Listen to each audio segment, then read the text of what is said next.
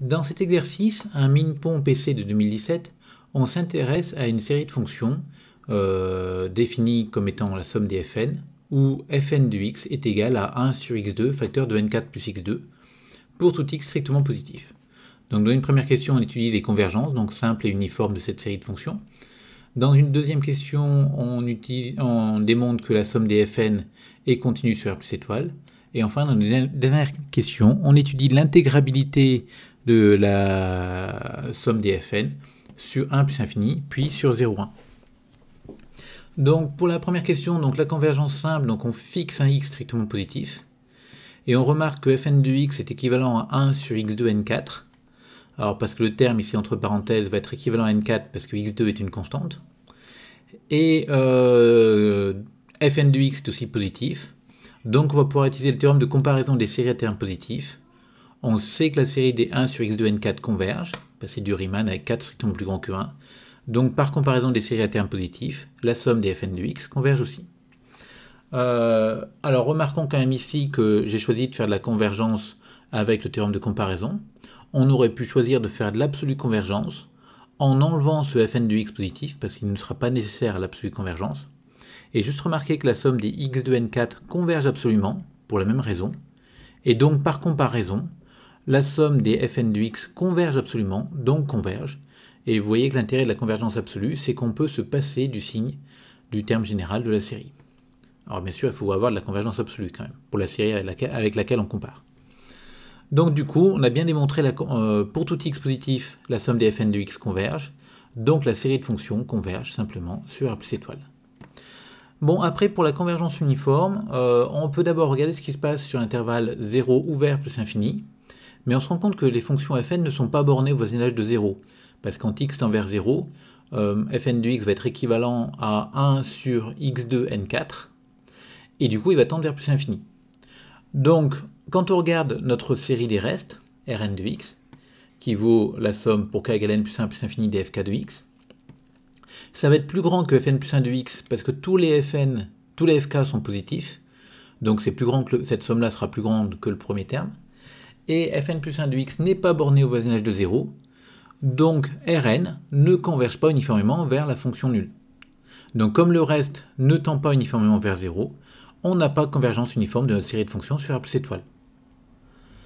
Ensuite, pour la convergence uniforme sur un autre intervalle, donc on va se placer cette fois-ci sur A plus infini, et on a que Fn est décroissante et positive sur R plus étoile, et donc sur A plus infini, la norme infinie de Fn sera égale à Fn de A, vu que la plus grande valeur sera atteinte pour x égale A.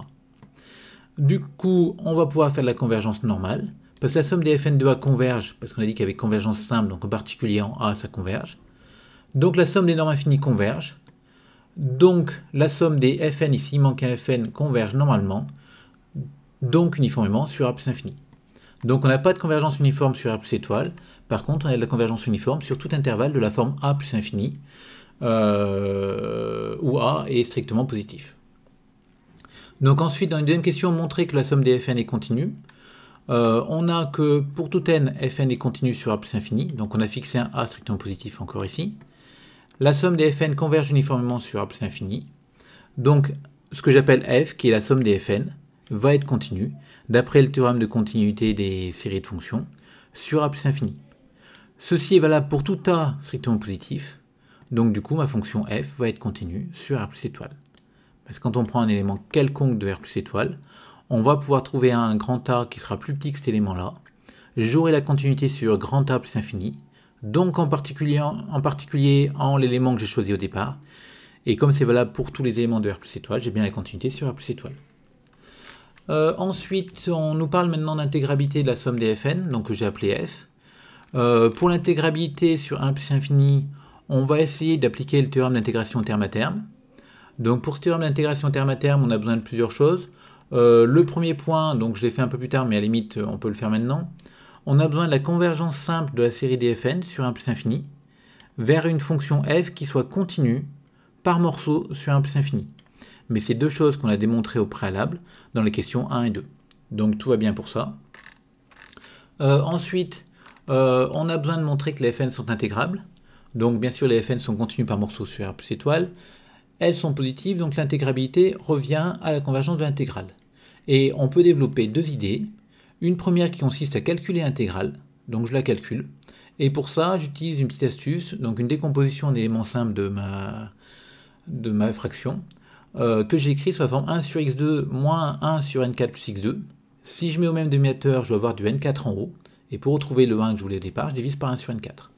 Donc ces deux quantités sont égales. Et je vais pouvoir calculer l'intégrale de cette différence-là. Pour calculer cette intégrale de cette différence, je vais le faire par un premier morceau ici, donc il se passera très bien. Le deuxième est un petit peu plus compliqué. Vu l'écriture du dénominateur, on va essayer de faire apparaître une arctangente. Donc pour ça, on factorise par n4 pour faire apparaître le 1+. Du coup, j'aurai du x2 sur n4, que j'écris sous la forme x sur n2 au carré. La dérivée de x sur n2, c'est du 1 sur n2. Et du coup, le 1 sur n4 que j'avais mis devant, je le coupe en deux, je mets 1 sur n2 là, et 1 sur n2 en haut de l'intégrale. Comme ça, j'ai du u' sur 1 plus u2, qui est primitive en arctangente de u. Et donc on calcule et on obtient que quand a tend vers plus infini, ça tend vers cette quantité-là. Et comme on a trouvé une limite finie, on obtient que l'intégrale de 1 à plus infini converge, et on a même sa valeur. Donc comme elle converge bien sûr et qu'elle est positive, on a dit que l'intégrabilité revenait à la convergence, donc ma fonction fn est bien intégrable. Alors on aurait pu faire ça tout à fait autrement, en remarquant que mon fn de x, quand je l'écris comme ça, je peux voir qu'il est encore une fois positif, et plus petit que 1 sur n4 fois 1 sur x2.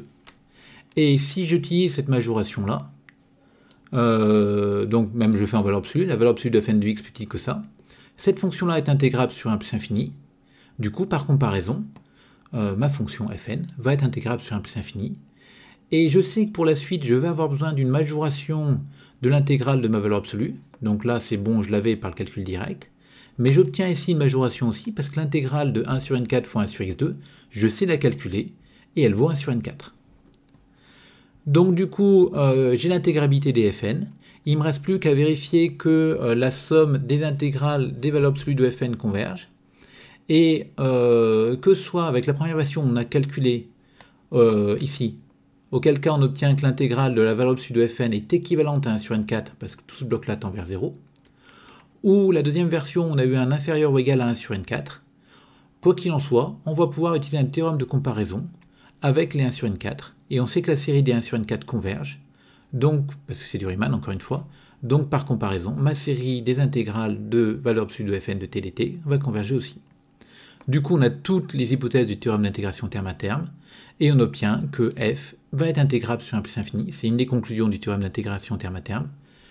Et l'autre conclusion, c'est de dire qu'on peut intervertir la somme et l'intégrale, mais ça ne nous sert pas vraiment ici parce qu'on ne cherche pas la valeur. Donc on va servir que de la première conclusion. Ensuite, dernière chose, donc on nous demande de vérifier est-ce qu'elle est intégrable sur 0,1. Donc sur 0,1, on va utiliser une minoration de f de x. Comme tous les fn de x sont positifs, j'obtiens que f de x, qui est la somme de ma série, va être plus grande que le premier terme, qui lui-même est positif.